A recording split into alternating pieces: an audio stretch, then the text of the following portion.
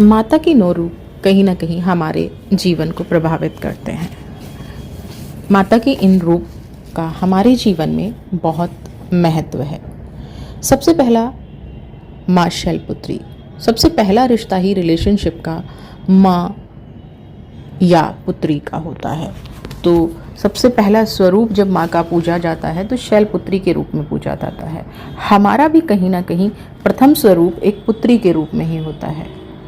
दूसरा, माँ ब्रह्मचारिणी, यानी कि हर महिला, हर औरत के लिए लर्निंग ग्रोथ का फेस, स्टूडेंट फेस, जहाँ पे माता ने, आपने देखा होगा कि कोई भी वेपन नहीं पकड़ा हुआ है, कोई भी शस्त्र नहीं है, ना किसी सिंह पे है।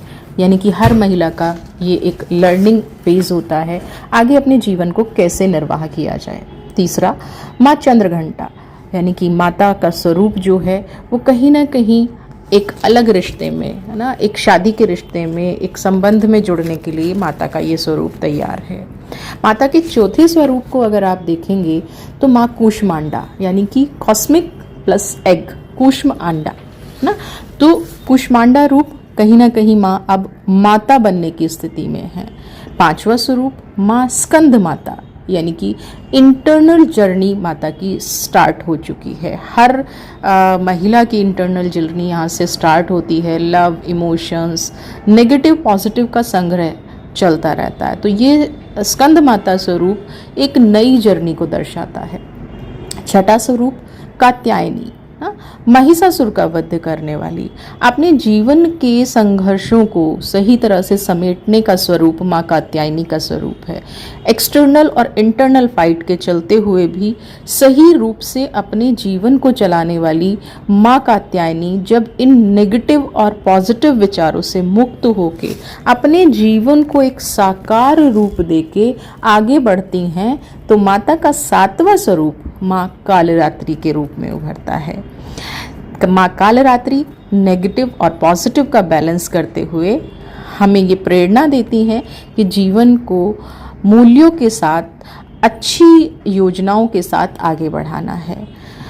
अब माता का आठवां रूप महागौरी, महागौरी इंस्पिरेशन, है ना, प्रेरणा स्रोत हैं। महागौरी हमारे जीवन के उद्देश्यों को, हमारे जीवन के मूल्यों को प्रेरणा देती हैं। तो ऐसा जो भी महिला करती है वो कहीं ना कहीं इंस्पिरेशन बनती है। नेगेटिव और पॉजिटिव की फाइट के बाद माँ कालरात्रि से माँ महागौरी बनने का सफ़र 8वां नवरात्रा या माता का 8वां स्वरूप।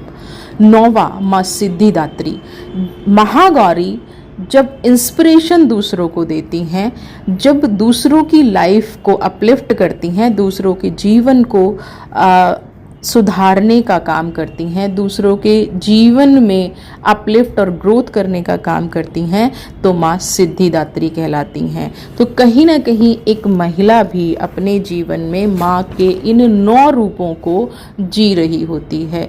तो माँ सिद्धिदात्री आप तब बनते हैं जब आप कहीं ना कहीं दूसरों के जीवन में सहयोग प्रदान करते हैं। माँ के इन सभी 9 रूपों को अपने जीवन में उतारें, अपने जीवन को निस्वार्थ अपलिफ्ट करें, स्पिरिचुअलिटी के आगे बढ़ें, अपने जीवन को आध्यात्मिकता की तरफ लेके जाएं, अपने जीवन को ऊर्जान्वित करें। यही माँ के 9 रूपों का असली उद्देश्य है। तो नवदुर्गा को समझते हुए अपने जीवन को सुरक्षित रखें। नवरात्रों की हार्दिक शुभकामनाएं।